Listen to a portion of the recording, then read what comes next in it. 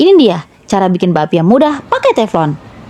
Resep lengkap ada di deskripsi ya.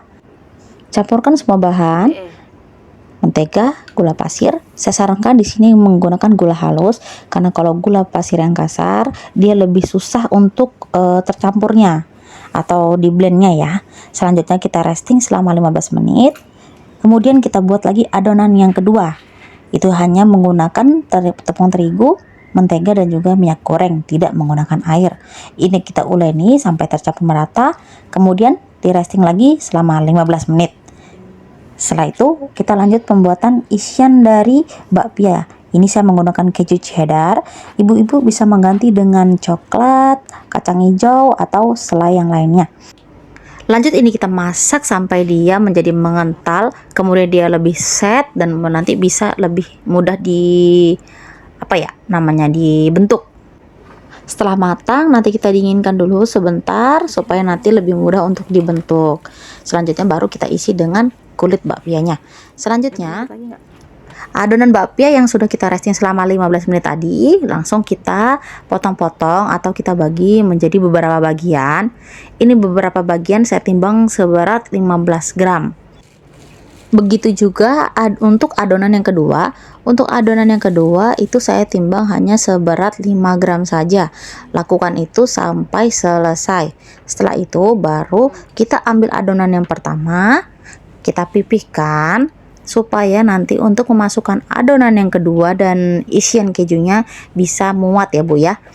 Nah, dan juga ini agak ditipiskan supaya nanti proses pemasakan, karena dengan teflon dia matangnya lebih merata.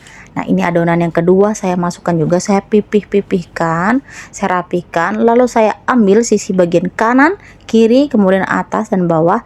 Ini saya cubit-cubit sedikit supaya dia lebih rapat. Saya tekan-tekan seperti ini supaya nanti tidak terlalu tebal. Dipipihkan, dilebarkan supaya nanti kita masukkan isian kejunya supaya muat dan juga tidak pecah. Ini tolong diperhatikan supaya lebih tipis, lebih enak menggunakan rolling pan ya Bu ya. Kebetulan saya nggak ada rolling pan-nya karena biasalah anak kos ya, keterbatasan alat-alat masak di dapur gitu. Nah, ini kita rapihkan, jangan sampai ada yang keluar-keluar. Nah, ini kita cubit-cubit sampai rapi supaya nanti saat dipanggang dia tidak pecah dan dia tetap rata, matangnya pun merata sampai ke bagian dalam. Nah, seperti ini dirapikan supaya kelihatannya lebih cantik. Nah, seperti ini ya, dipipihkan supaya tidak terlalu tebal. Kalau pakai oven tebal pun nggak masalah karena dia akan matang merata. Ini karena kita menggunakan dengan teflon. Kemudian step yang terakhir setelah kita pipihkan, ini kita masak dengan menggunakan teflon ya. Nah, ini untuk apinya api sedang cenderung kecil.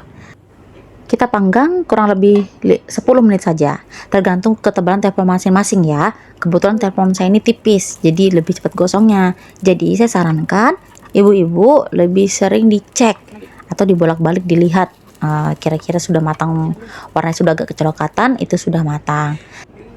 Lalalala, sudah jadi. Ini saya belah supaya kita lihat matang atau tidak. Ternyata matang dan juga dalamnya juga lembut, aroma juga menteganya juga keluar, wangi, manisnya juga pas. Selamat mencoba.